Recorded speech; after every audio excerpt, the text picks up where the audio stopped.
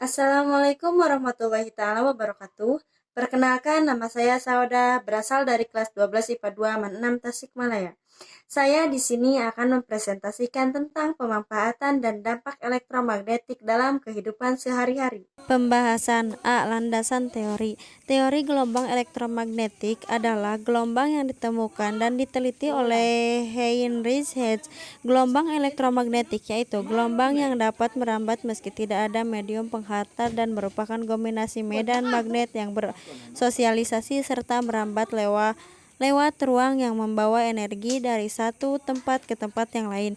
Energi elektromagnetik merambat dalam gelombang dengan beberapa karakter yang bisa diukur, yaitu panjang gelombang atau wavelength, yaitu frekuensi, amplitude atau amplitude, kecepatan. Amplitudo adalah tinggi gelombang, sedangkan panjang gelombang adalah jarak antara dua puncak.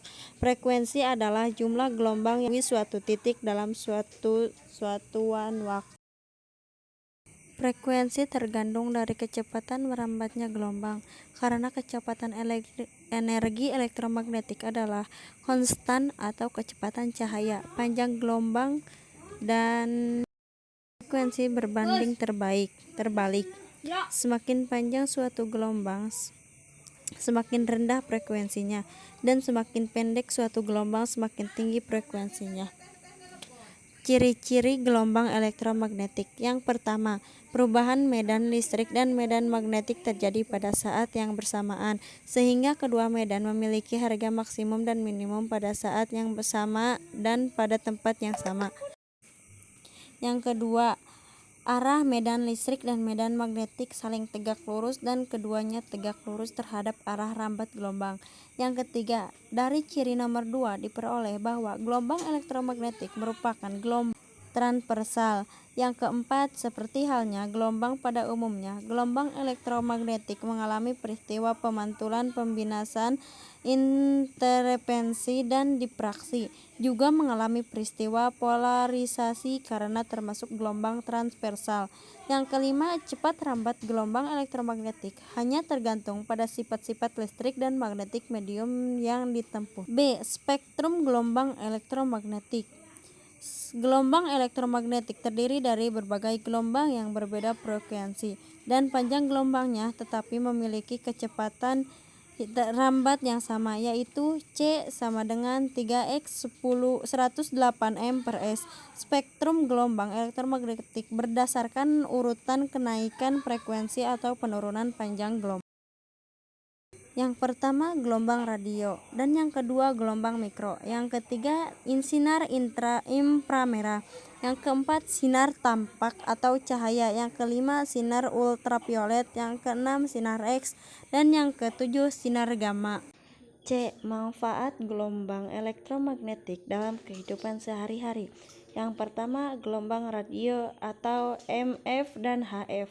Yang kedua, gelombang radio atau UHF dan VHF. Yang ketiga, gelombang mikro. Dan yang keempat, sinar inframerah. Yang kelima, sinar tampak. Yang keenam, sinar ultraviolet. Yang ketujuh, sinar X atau sinar rongtan. Yang kedelapan, sinar gamma. D. Bahaya dalam pemanfaatan sinar elektromagnetik. Yang pertama, pada tumbuhan. Yang kedua, pulsa microwaves dalam menimbulkan efek stres pada kimia saraf otak. Yang ketiga, apabila terjadi lubang ozon. Yang keempat, radiasi HP dapat mengacaukan gelombang otak. Yang kelima, beberapa efek negatif yang bisa muncul sebagai akibat radiasi HP, antara lain kerusakan sel saraf.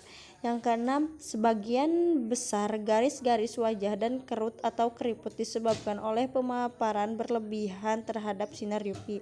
Dan yang ketujuh, dampak negatif UV sehubungan dengan radiasi elektromagnetik, keluhan nyeri di bagian kepala, telinga, tenggorokan, dan beberapa bagian tubuh lain bila berada dekat dengan peralatan elektronik atau menara pemancar.